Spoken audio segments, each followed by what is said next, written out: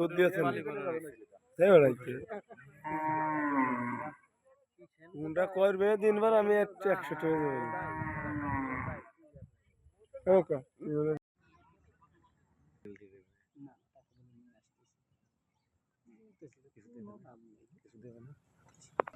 আমরা গোপন তথ্যের ভিত্তিতে জানতে পারি যে কালিয়া উপজেলার নড়াগাতি থানাধীন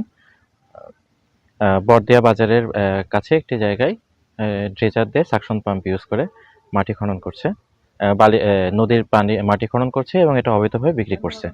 তারই প্রেক্ষিতে আমরা অভিযানে আসি বিকালে অভিযানের পরে আমরা দুটি ড্রেজার সহ তাদেরকে হাতে নাতে ধরতে পারি। সংশ্লিষ্ট ব্যক্তিদেরকে এমত অবস্থায় 1 লাখ বালুমহলা মাটি ব্যবস্থাপনা আইন 2010-এর 4-এর গ ধারা লঙ্ঘনের দায়ে 15-এর 1 ধারায় 1,70,000 টাকা অর্থদণ্ড প্রদান করা হয় এবং ওনারা ভবিষ্যতে আর